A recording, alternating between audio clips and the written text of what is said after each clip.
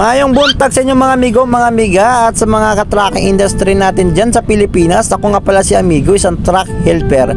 Salamat pala sa amo natin na pumunta dito para matulungan tayo sa ating problema. Gawa ng nasiraan nga tayo mga amigo, isang araw na nasiraan ang ating unit na si Bibiblo. At para maayos na to at makatuloy na tayo sa ating biyaheng Tacloban mga amigo. So bago natin ayusin yan si Bibiblo mga amigo, at samahan nyo muna kami na mag-ayos ng tent para in case na umulan ay mayroon tayong masisilungan, o diba? Boy Scout yan, laging handa si Migo. No. So yung mga amigo, gumawa tayo kanina kasi nga naramdaman natin na papunta na yung ulan, tumatakbo. So paparating na yung ulan mga amigo in case na mayroon tayong masisilungan mamaya pag umulan. Maya mga amigo ay patapos na rin yung ating tent at napuntahan muna natin yung mekaniko na si Don Robert na siya ang gagawa ng ating unit. So ayan mga si Migo, si Don Robert. So shout out sa iyo Don Robert. And tulungan na lang natin yan mamaya kung paano niya tatanggalin yung transmission mga amigo. So pasensya na pala sa boses ko mga amigo na namamalat talaga mga amigo, ay gawa ng wala rin pahinga mga amigo. Alam nyo naman po ang buhay helper, walang tulog minsan, kahit papatulogin hindi natutulog. Ahay. Nakarating natin nila Don Robert dito. Nandito na ang ating rescuer. Nakarating na rin. Ayusin na. Makatuloy ang biyahe natin. At dyan na nga mga amigo, sinimula na ni amigo Don Robert tatanggalin yung mga bolts na nakakabit dyan sa transmission mga amigo. Hindi rin naman gawa mabiro yan mga amigo. Marami nakakabit dyan mga amigo. At saka mabigat yan mga amigo ha. Lalo na't mano-mano lang ginagawa ni Don Robert. Ginagawa namin dyan mga amigo. Gusto ko kasi matutunan mga ganyan mga bagay mga amigo. Lalo na't mga ganyan mga bagay mga amigo ay napakagandang matutunan yan mga amigo. More experience, more kaalaman, more malawak ang kaalaman sa sarili mo mga amigo. Gusto kong matutunan yung mga bagay na hindi ko pasubok at ranas. Malay mo mga amigo, magagamit mo yung experience at kaalaman mo sa darating na panahon, darating na araw mga amigo, di ba?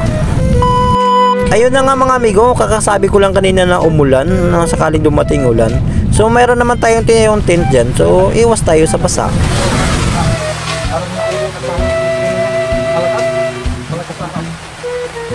At nang tumila na nga ang ulan mga amigo, ay tuloy na po tayo sa ating trabaho mga amigo. Sinubukan ko lang naman kasi na mag-vlog mga amigo sakaling sisikat tayo, di ba? Charot lang po. Yun mga amigo, tumama yung siko ko sa masakit yun. So ayun mga amigo, sinubukan ko lang po mag-vlog mga amigo sa mga bawat adventure na ating biyahe mga amigo, ay kasama ko kayo mga amigo. So kung nagustuhan nyo tong video mga amigo, paki-follow at share na lang mga amigo, ano. Thank you nga pala sa mga suporta nyo mga amigo. Maraming salamat sa mga comments, sa inyong mga react mga amigo.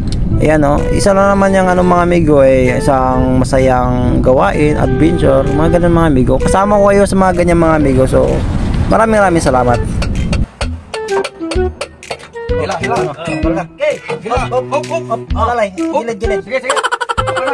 Wala na kayo. Pamunod dyan, tanong sulok na. Baba. Ginaba ko na. Takbo ko dito. Inuhod mo. Ilis mo ito umupan. Hindi nakawak ako. Sintas ng sapatos. Sa tayo tataan. Natulong tayo. Hanap ako. Sagli. Buhatin natin ito. Wala nang madaanan. Damit ko ng mga pinapunas ko eh. Oh, yung damit ko ng ganito. So yun mga amigo, tatanggalin natin yung malaking motor na to, yung transmission, pati yung dulo. Yan hanggang dulo. Tama ba Bert?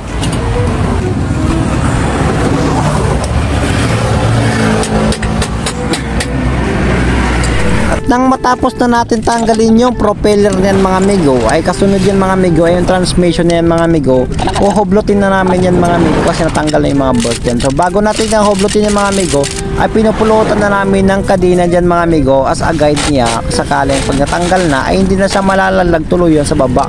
Eh paano na lang matanggal yan, eh ang bigat-bigat niyan. So kailangan natin yan ng guide yan mga amigo. So tinulungan ko na yung ating mekaniko as a helper mga amigo. More experience yan mga amigo as mga helper yan mga amigo. Malaking bagay yan na parang mayroon kang bagong matutunan sa mga ganyang bagay-bagay, lalo na sa mekaniko, di ba? Maganda yun. Mga amigo. Nag-aaral pa ng mekaniko, balang araw, baka... No.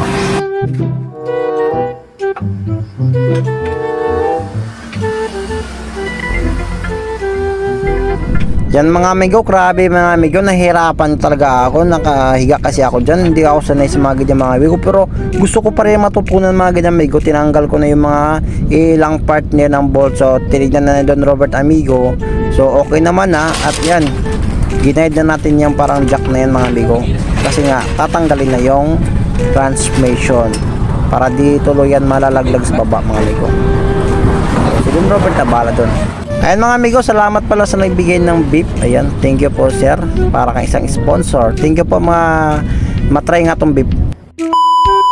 At sa ilang oras sa trabaho mga amigo ay naabutan po tayo ng gabi. At ayan mga amigo, nagsalo-salo na lang po kami apat dyan sa pagkainan mga amigo. Salamat po sa pagkain na binigay nyo sa amin ngayong araw. Ay nabusog po kami. Maraming salamat po sir sa paghanda at sa pagbigay. So ayan, makatapos namin dyan mga amigo ay bumili para si sir ng mga isang seat. Ayan ang tawag niyan na seat na yan, clutch lining yata yan mga amigo. Basta nakalimutan ko sa yung pangalan dyan mga amigo eh.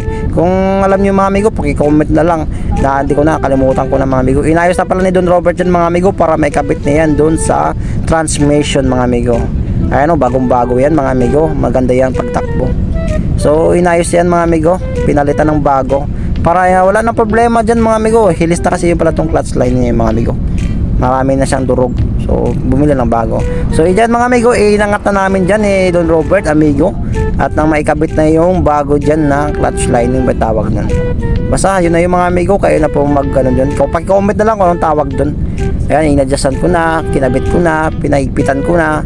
Ayan, sinasabi lang yan ng ano, ng mekaniko natin. So kailangan tayo sumunod para matuto tayo makinig. Yan, sinipa-sipa ko na yan dyan mga amigo para maikabit na yan dun sa pinaka mismong kapitan. So napakatigas yan mga amigo, mabigat. Dyan kami natagalan mga amigo, anong oras na, magdadaling araw na yan mga amigo, wala kaming tulugan hanggang sa matapos na yan mga amigo. Sa ilang oras na nakalipas dyan mga amigo, sa wakas natapos din ang gawain.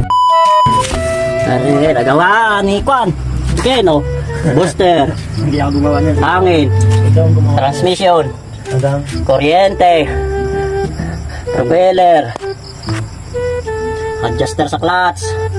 Talaga lang ay Dito dalo. ulo. Mahaba yan ang kahirapan namin ni Ken. Yan. Oh, yeah. Oh, ayan oh. Oh. Yan. Tapos na rin yan. Ayan. Iyan Hirap oh. Yan na rin, tapos na rin. Hirap ikabit ang propeller. Bigat. Ayaw. Oh, yan ang mga pinagagawa ni Ken. Dalawa booster. Clutch oh. Yan oh, yan. Bote na lang mga amigo, at tapos na dyan mga amigo. Nagmamadaling araw, mga alas 5 na yata yan. So ayun mga amigo, para kaming pulubi dyan. Ayun o, si amigo na naging tao pulubi. Ang naging resulta ni amigo, bagsak, puyat, pagod. Hanggang dito lang mga amigo. Salamat sa panonood. Pakishare and follow na rin sa ating video mga amigo.